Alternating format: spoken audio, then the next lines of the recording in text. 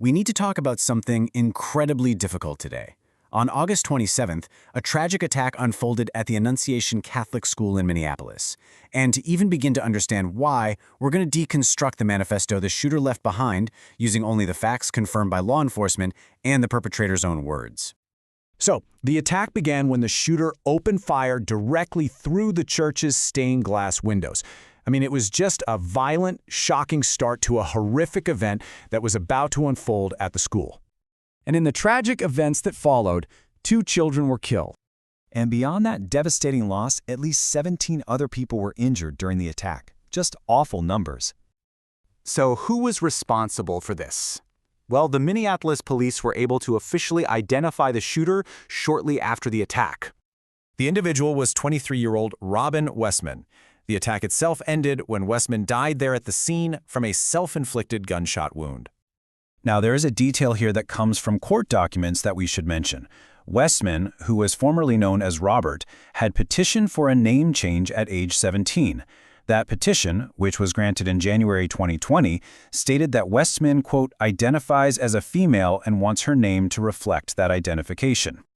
Okay, so to understand the mindset behind this terrible act, we really have to look at what was posted online.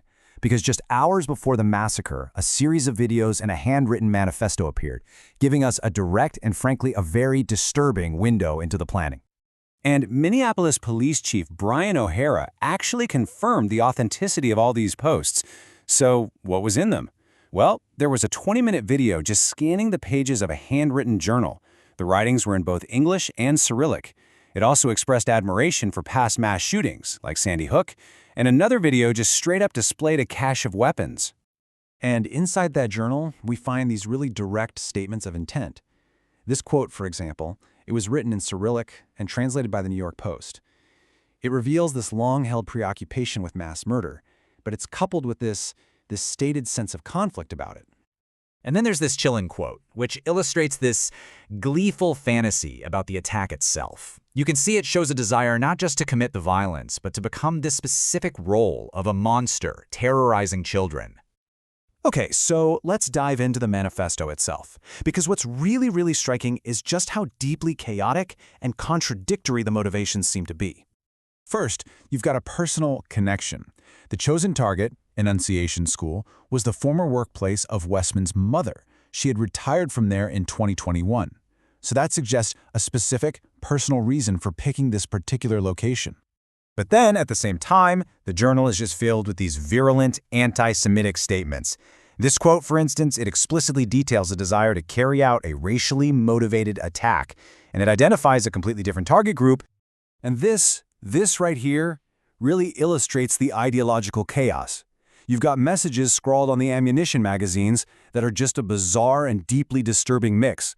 A horrific reference to the Holocaust, a call to assassinate a former president, and then the phrase, for the children, all on the weapons that were used to attack those very kids.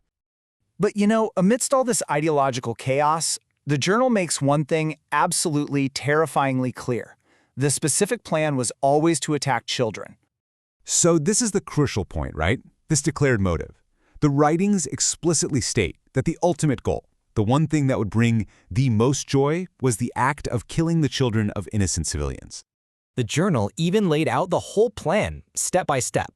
First, ambush a large group of kids as they were coming in from recess. Then, go inside the school itself and continue the attack for as long as possible. And to carry out this plan, Westman was heavily armed. Police confirmed that a rifle, a shotgun, and a handgun were all found at the scene of the crime.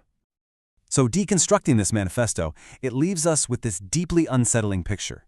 It's a mess of contradictory hatreds, but with a singular, horrific focus, and it forces us to confront this really difficult question in the end.